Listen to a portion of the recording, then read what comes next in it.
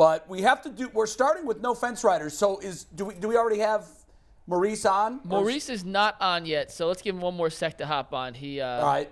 He usually is on time, so he said 11:05. So give him 2 more minutes and we'll While start we that. wait for him, G. Bush, yesterday one of the things we talked about was the Browns matching up against the Dolphins. And we talked about the most pivotal player for the Browns in this football game. I think it's Denzel. I think if he doesn't play, it's an L, period. I think if he plays, we have a very, very good chance at winning. What say you about who the pivotal player in this football game is? Well, I look at Denzel definitely has to play in this game. When you look at Jalen Waddle and you look at Tyreek Hill, I mean, these two guys are on pace for one of the most historic years of all time. I mean, one guy has 1,100 yards, one guy has 800 yards, and we're halfway through the season. So I look at him, and I also look at, if I had to pick, it'd be splitting hairs between Denzel Ward and Myles Garrett, because they're going to have to get some pass rush. It's the same recipe they had when they went against the Bengals. You're dealing with people that have a prolific passing attack. You need to be able to get home, and if you're not going to get home, at least give a little pressure.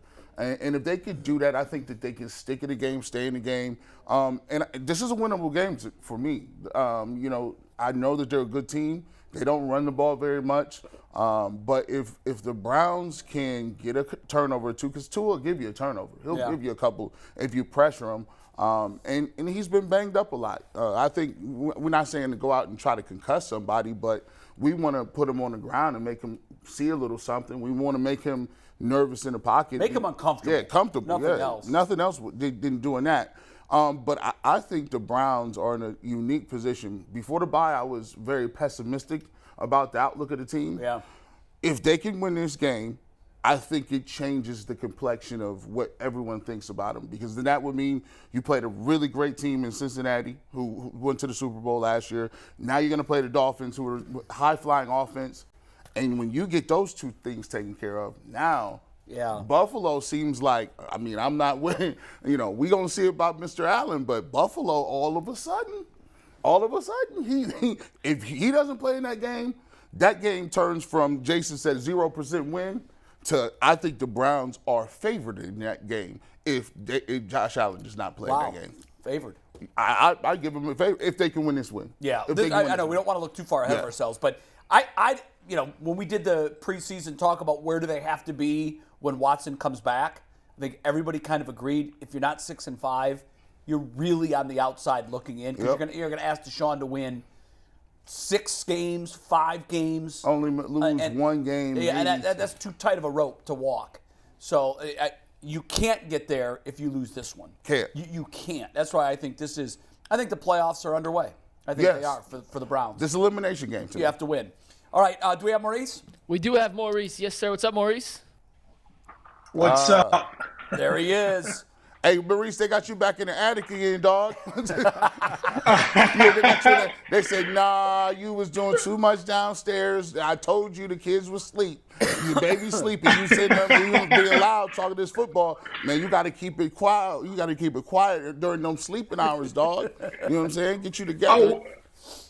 Well, it's two things. One, my life is back to normal because the baby's born, so we got like some sort of like a normal schedule again.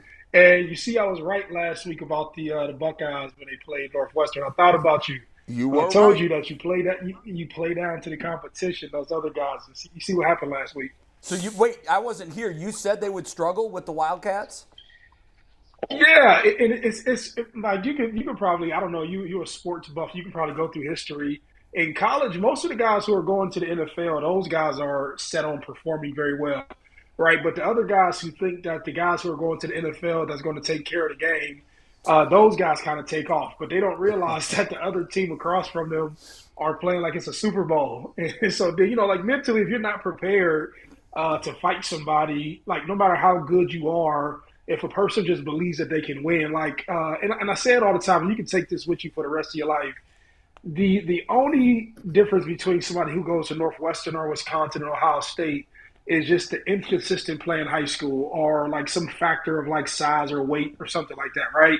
But if you can make it to a Division I program, I don't care where it's at, you can play football, you know what I'm saying? Yeah.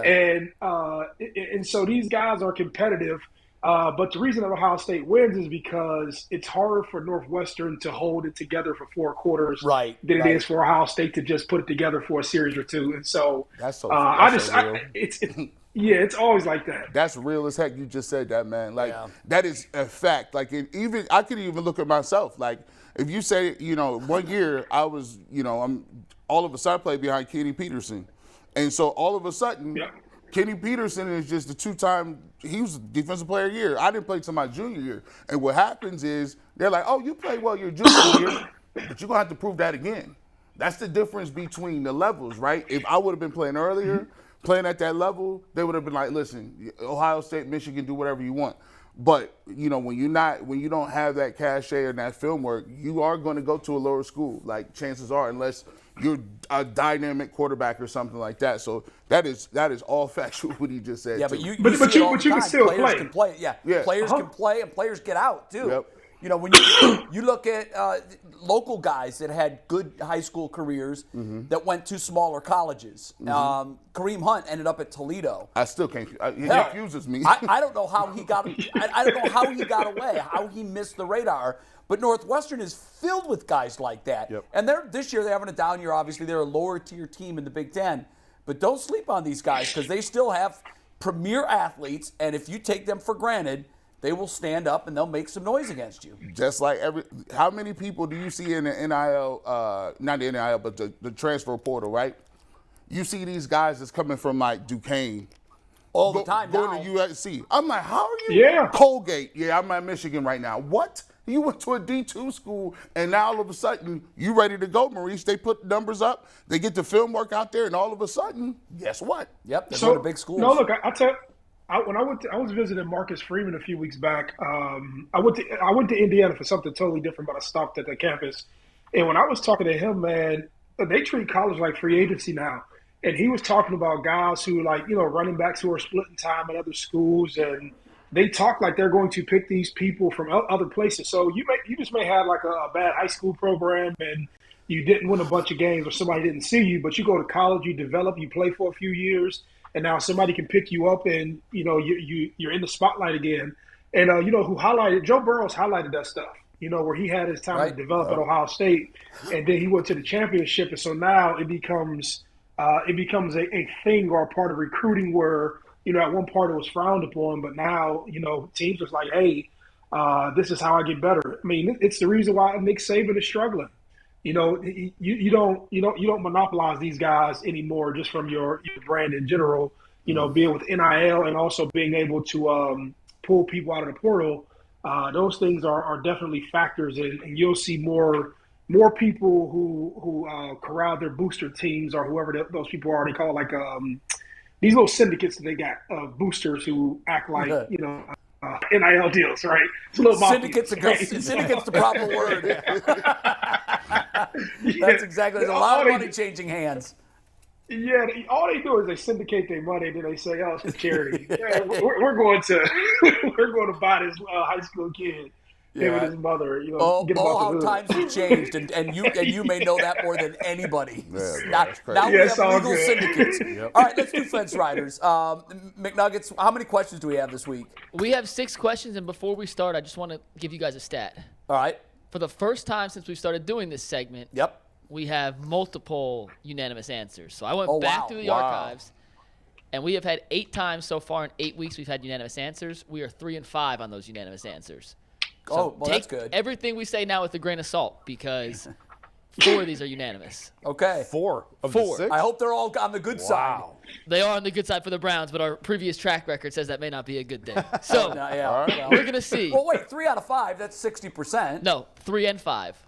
Oh, 3 and 5. I thought you said 3 out of 5. 8 times we've been unanimous. We've been right unanimously. 3 times we we've been tend wrong to lean unanimously. homerish. I mean, I don't think that's. I'm just saying. Let the world know. I just don't want anyone to be like they said this. This has to be true. The whole panel agrees. Right. We're the smartest people in Cleveland. I know, but even smart people make mistakes. I'm glad you know it. So just throwing it out there. For those that are just seeing this for the first time, explain what No Fence Riders is. How do we? It's play simple. It? You're either on one side of the fence or the other. It's a yes hardcore, or no question. Yeah. Hardcore, no middle ground. No waffling. And Maurice has become a fixture with this, and he's sometimes the voice of reason. So Maurice, I hope you're the voice of reason here sometimes. So let's take question number 1 here, Steve. Will a Brown not named Myles Garrett record a sack versus Miami? Maurice, you're up first. The only reason I'm going to say no, it has more to do with I'm gonna butcher his name, Togaloyo, whatever his name is. I think he's conditioned after what happened in his injury to get the ball out there faster. So I would say no. All you have to do is call him Tua. That works. Tua. Yeah, just say Tua. Well, Maurice, I'm glad you said no because let's see the reveal, Steve. Literally everybody else said yes. So Maurice is on the lawn, everyone else is on the fence. I'm just playing the odds on this. I am too. Yeah. Like, and I count a half a sack as a sack, by the way. I don't know. Maybe we should got a point of clarification. Listen, a half a sack is a sack. I did not clarify, so a half sack does count. And okay. Let's see the Browns sack leaders this year. We have played 8 games. This is how the team stacked. That is woeful, by the way. It is woeful. Dang. I know. Yeah. That is really. So when I put the question at first in my head, I'm like, that's too easy. And then I remembered, no, it's not. Look at these. That's the what statistics say happens. someone will not. That's what happens when you don't bring any pressure. You know what though? We had a safety sack. Yeah, we did. That's not up there. Well, there's a couple people tied with one. Like Okay. John Johnson has one. Ronnie Harrison has half a Okay. sack. They didn't even make the cut. Get on there. So hold on. It's not as bad as it looked then. When you put that up there and said, "Here's our sack," I thought, "That's it? That's all?" We could put 20 guys with the half sacks on the list. But Maurice, what's up? You try chiming in. No, I don't. Y'all don't think that Tua wants to get the ball out a little bit sooner after what happened to him? Yeah, I do. I think he doesn't want to take that hit, but at the same time, you've got to be able to get home. We'll see. I think that is. We've talked about this all week, and I'm dying to get your thoughts. Leroy said, "Do not blitz Tua. Don't do it. You're playing into their hand if you blitz them." I think everybody else on the panel kind of agrees. You've got to get pressure, and when you rush, you've got to get home. pressure. So, what's your mindset here? Are you coming after him hard? You can't let him sit back there and take all That day. makes Tyreek even more dangerous. If you're, Tyreek Hill gets 4 seconds. It's a touchdown. When you're asking the key player in the game, to me, Denzel hasn't been Denzel this year. So even if he plays, Myles is the one who can change the whole thing. If he's getting there and speeding up the patterns a little bit, that might be your best way to neutralize Tyreek is to just let Myles get after him. I agree. What do you think, Maurice? Do you think they should come hard with blitzes? No, I agree. It played to me when you play with blitzes and you get him running and any quarterback throwing the same windows that you're used to practicing with and the same timing that you're used to practicing with, all that stuff is disrupted now. The downside is that sometimes people are out of place and you catch a ball short and you run long. But the upside to me far outweighs the downside. And you can scheme around that. You can scheme and bracket around Tyreek Hill. Everybody knows he's an amazing talent. He can catch the ball short and run long and do all those things. But I would take my chances. I would just literally get after him, make everybody play underneath. Whatever they get short and live with that. But, like that's just me. I tend to want to play defense that way. Man, listen, I'm aggressive, just like you, Maurice. I even go back to my past life. You got to be aggressive in the club. You're in the club, there's a nice-looking girl. You can't be waiting the last call. It's 1:45, dog. You got to pull a stunt. You got to pull a stunt. Listen, I ain't got no abs, bro. I ain't really no Casanova type dude. I'm kind of big. I need to wear on you a little bit. I got to grow on you. Like, dog, man, you know what? This dude, he kind of cute. He kind of funny. But you can't be sitting around waiting to 1:45. 11:15, 11:30. Yeah. Oh, yeah. I'll wait. I'll get you in there. No, he stands at the door. He greets them as they come in. How you doing, G. Bush? I'll be seeing you. All y'all can't talk to Maurice Claret. He scored touchdowns. All want to talk about. You got to come with me. I'm right with him. Like Maurice's philosophy is, I'm not blitzing. I'm just sitting. You know where I am, ladies. Yeah, post it up. All right, what's number 2, McNuggets? G. Bush, that's going in the UCSS Analogy Hall of Fame. That's one of the best ones. I come back ready with analogies. That is good. All right, question number 2. This one was not unanimous. Will Kevin Stefanski go for it on 4th down more times than Mike McDaniel? Maurice, what say you? I'm going to say yes because you got to win. You have to. Like the conversation that you all just had with this being we need a game to get to the playoffs and it's all contingent on winning this stuff, he has to be thinking that same way too. There's too much information out there in the world and he knows where we sit in regards to the playoff race. So I'm going to say yes. The rest of the panel? All right, let's see it. Let's see it, Steve. I bet the majority said yes. There it is. Yeah, Tyvis isn't here to defend himself, but Jason, you are. Why do you think he won't go for it more? Because I think it'll probably be the same. Couple. I think they're so like-minded. They're both going to go for it twice or 3 times or 4 times. You know, I'm sort of playing the odds again. I agree with you. I do think they're very similar in their mindsets. They're this young, renegade, wild, wild west type coach when it comes to those situations. But the reason I said yes is, Maurice, for the exact same reason you did. I think the Browns' backs are against the wall. And I think they're going to, normally you would coach that way, particularly late in the game if you needed a score. But I think they're going to play this entire football game like it's 6 minutes to go and they're down a score. At least I hope they play with that urgency. Well, go back to the Falcons game when they're going for it on 4th and 3 from the 4. Their thought process going into that game was, we need 6, not 3. We need 6s, not 3s. Right. And they'll probably have the very same mentality this week. So I liked, you weren't here, Jay, but what I liked against the Bengals, they did something. I thought he made a nice little adjustment. We used to get on him all the time about him going forward, not understanding what the game needed at that point. I thought against the Bengals, he was up 8 points. Yeah. First of all, he went for the 2, right? Right. Got the penalty, went up for the 2. Cool, awesome. Then he said, my defense is playing good right now. It's before half. He could have went for that. He kicks the field goal. Yep. Now it's 11. 11-0 going into the half, and guess what? That 11 seemed like it was 21. At the time, it did. At the time, it was like, with the way their defense was playing, you felt really comfortable with that. Yeah. So I think he'll fill it out, and I trust him to fill a game out because this is like playoffs to me. Like you said, this is a playoff game. Yeah, you've got to coach it like their life depends on it. Number 3, McNuggets. Number 3, this was the most split. My favorite question of the week. Will Tyreek Hill have more receiving yards than Amari Cooper and Donovan Peoples-Jones combined? Tough. Not unanimous on the panel. Maurice, which side do you fall on? It just sounds so disrespectful. I have to say no. Maurice, before you answer that, let me remind you of this. Super fact. He has more receiving yards than, 7 teams? This is crazy. Right there. This is crazy. He has more receiving yards by himself than the Cowboys, the Steelers, the Falcons, the Texans, Giants, Bears, Ravens, Titans. That's disrespectful to those teams, but that's crazy. Man.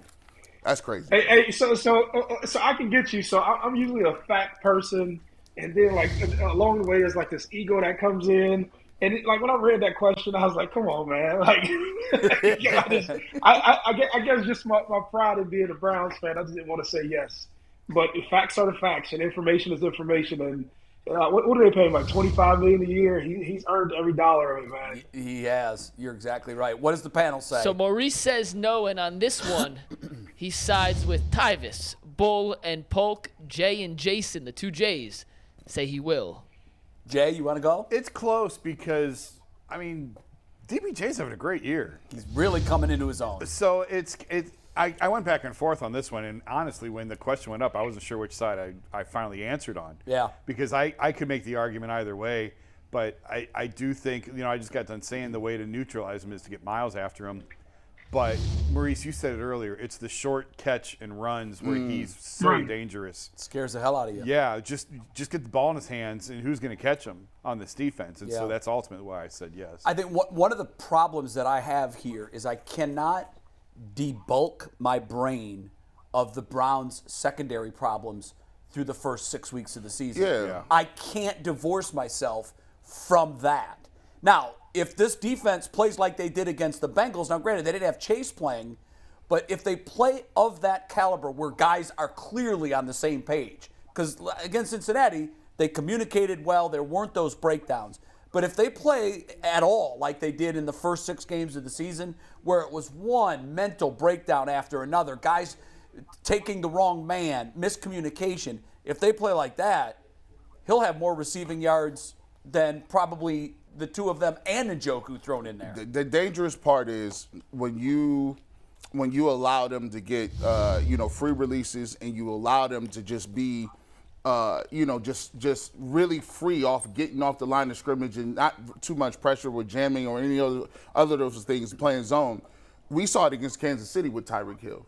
And what happened was if you don't give them that time, they'll scramble around, and now all of a sudden Tyreek Hill, he's a god MC when it comes to scramble drills. He'll move around and then take off this way, and you'll throw the ball, and the announcer, oh my gosh, Tyreek Hill's behind the defense, and you're like, oh God, like that's even worse. I would rather give him sometimes the little 5-yard outs and tackle him. But I think it's even worse if you let him sit back there because now the scramble drills can look crazy. But even the 5-yard outs, I hold my breath on those. Maurice? No, I tell you, where they have a lot of success with him at is that going into the season, when you line up in a certain formation, the tendencies of the defense and what they line up in.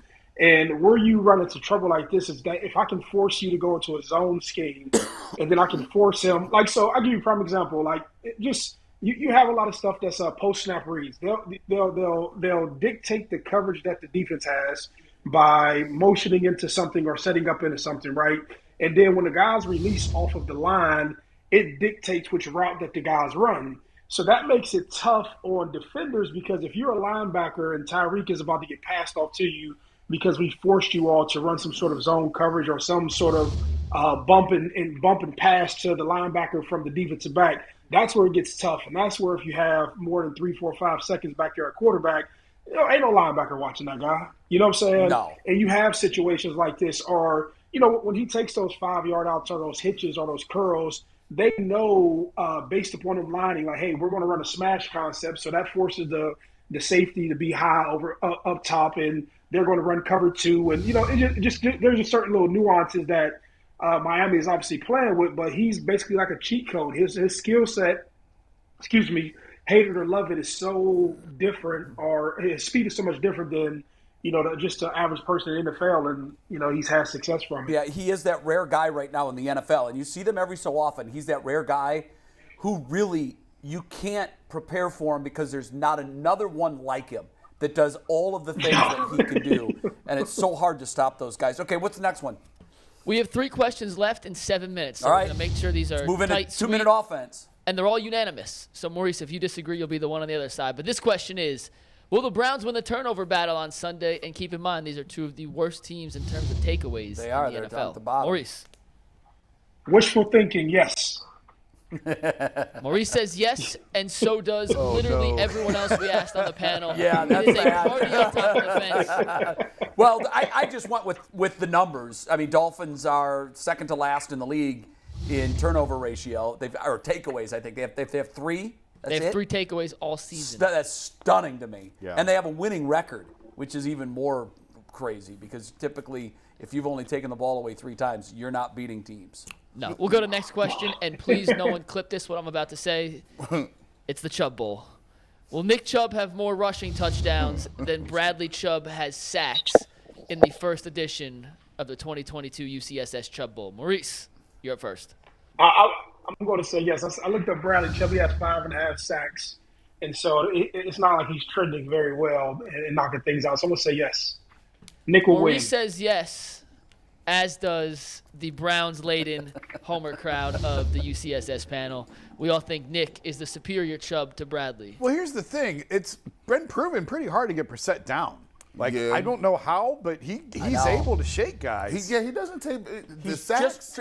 He reminds me, please don't take this, it's the only time I'll ever say this. He's a little Brady-like. In that, you think you have him. Yeah. Right. And it looks like he's out of oxygen. Yeah. And the next thing you know, Brady's so crafty at a quick little turn, slide, and release. And I don't know if he learned that from playing under him in New England, but he's done that a number of times this year where I say he's Tom Brady in that regard. I will go another Hall of Fame quarterback, and I'd say Roethlisberger because he's so big. Yeah, and he's able to he's just able to shake defenders off him. Where Ben was so big, it was hard to get him down. Ben was like an oak tree. One guy out around his leg. Jacoby's the same way, man. He is a big dude. I mean, he be running slow like when you're in a dream running slow. You ever been trying to run away from somebody in your dream? You're like, I don't got no gears. Where's the third gear? There's a goblin behind me. I gotta go. Don't get up. 0. G. Bush, you come back. He's on fire. We talked yesterday. We talked on the phone Tuesday. He's on fire. Right. No, I was like, that's good. Mike, I said this to Mike Polk Jr. I like that. He's like, hey, you trying out your material? Yeah, I'm trying out the material. Mike, he said, that's good. That's good. You bring that. Get to the punch quicker. You'll be all right. All right. All right. Very well done. What's the next one? Last question here. This is a question we've asked a few times this year, but it's even more apropos with this downfield vertical attack of the Dolphins. But will the Browns allow a pass play of at least 39.5 yards against the Dolphins? Maurice. Yeah, I say yes just because I assume there will be a play that Tyreek Hill catches short and run long. That was my thought behind it. So I'll say yes. The deep plays can be backbreakers. We know Tyreek could break it at any point, and Maurice agrees with, once again, everyone else on the panel. So of the 4 unanimouses, Maurice was 3 or 4 with us. And like I said, we were 3 and 5 in 8 previous unanimouses, so there's some opportunities here for us to be wrong. That benefits the Browns. There's also some opportunities for us to be wrong. Well, that one right there would. That crushes them. Is it the Tyreek factor, just the ability to turn a short slant, take to the house? Exactly what Maurice said. I'm not sure that it'll be a deep ball that travels 39.5 yards in the air. I think more likely it'll be a quick slant. It'll be something where he throws a wiggle on a guy and there's no deep help, and the next thing you know, he's scooting down the sidelines. My goodness. I can almost hear it. Like, I don't know why I got this narrative in my head. I could almost feel it like the Browns dominated the whole game. Chubb scores 2 touchdowns. Jacoby Brissett has no turnovers. But the Dolphins in the fourth quarter, down like 10, throw a pass to Tyreek Hill, and he breaks one tackle, goes to the house, and now all of a sudden it's right back at another ball game. Yeah. I've seen him catch the ball and go to the house with people with angles on him, and he just keeps going, and it's touchdown. Like, I don't know what Kansas City was doing. So, G. Bush, cheat code. Do you understand what you just understand what you just said? So you just admitted, without saying it directly, that the horrible teams can't be consistent for a period of time, and that's what I was saying earlier about Northwestern, right? So you know in the back of your mind that all it takes is Tyreek just to stay focused one time and catch one pass that you believe he can. He's been consistent, right? And so coaches prey on this, right? They'll look in the first series, and they'll say, okay, we see how they lined up, right? And so we'll come back to Tyreek in the fourth quarter because a tired Tyreek is better than whoever it is the Browns have on defense. And that's how that stuff happens. It is just a game of averages, right? And you'll say, man, I'll take my tired Tyreek that I paid $25 million to, who runs a 4-1 against these Browns, and somebody will miss a tackle, somebody will be horrible with assignments. And when they analyze and assess a team, they understand who has mistakes, they understand who has errors, they understand who has poor tackling form, they understand who can't cover on double moves, they understand all that stuff. And when you see those guys assembled in the box, all those guys are feeding into somebody's headset in order for them to try to make those plays, depending upon the circumstance. So, I mean, you kind of proved the point that I was making about horrible teams and better teams. Here's the only thing I'll say about the Tyreek fear, and it's real. He's got 76 catches, 3 touchdowns. 3. That's bizarre to me. So he's going to put them in position, but he's not the one getting them 6. So you can almost give Tyreek his yards and still win the game because he's only scored 3 times. If it's a bend, don't break. Right. I don't know. My fear is looking that he's only got 3 touchdowns, and you know that the more the sample size, the more you come back to your average. Regress to the mean. Like, I'm afraid that he's going to put up 3 or 4. He could. Just he like has that he's game-breaking ability. It looked like he's due. How do you explain 3 touchdowns? 3. So he has 76 catches and 3 touchdowns. That's so weird. Mike Gesicki, their tight end, has 22 catches and 5 touchdowns. Yeah, I mean, obviously he's a bigger target, so the red zone threat. Yeah. But I just can't believe that he hasn't gotten loose more than 3 times. I know. I'm just saying, like, there's a path to let Tyreek be Tyreek, and you're going to get gashed. Right. And you still win the game because you're keeping him out of the end zone. Maurice, before we let you go, it's my contention that the pivotal player in this game will be Denzel Ward. We don't even know if he's going to play or not. If he plays, he's got to play like the old Denzel Ward from last year, not the guy that we've seen for most of this year. What's your take on that? Should they man Ward against Hill? How would you defend Hill? I would man him. I feel like this. I would man him because, as a coach, I would want to challenge him and force him to say, "Hey, man, you have to get this thing back in gear. There's no better way to get in gear than to take one of the top dogs in the NFL and just plaster you on him and hope that you raise to that level of competition, right? You don't give nobody $70 million or whatever they gave Denzel and not believe that he has something inside of him, right? And sometimes just the best way to do something is to put the best put you against the best person and hope that the better or hope that his talent brings the best out of you. Yeah. And so let me tell you this: you don't get to $70 million on accident, right? And I don't think that Denzel, after meeting him as a person, I don't think he's a bad kid. I think he's like a very humble, respectful, good guy. But maybe he just needs to go back to the drawing board in the off season. Maybe he did too many interviews and too many leisurely things, post contract. But I think he can click it back on. That's just my opinion. Yeah, I like what you said about let's our stud on your stud, see who wins, and also the fact that it's almost like the hitter in baseball that's having a terrible series, then comes up in a huge spot in game 6 or 7, and he gets that one home run, and all is forgotten. If he can man Hill and lock him up, and the Browns win this game, that's going to erase a lot of the warts that we've seen from him earlier this year, and I think he knows that. Big challenge, and I love what you said. Big-time players want to step up, and they want to be against the best player on the other team. So hopefully he's healthy, he's on the field, and we'll see what happens. Maurice, always good to see you. I want to ask you about the Buckeyes. They're playing Indiana. You don't see another playing down to the competition, do you? This should be a really easy one. No.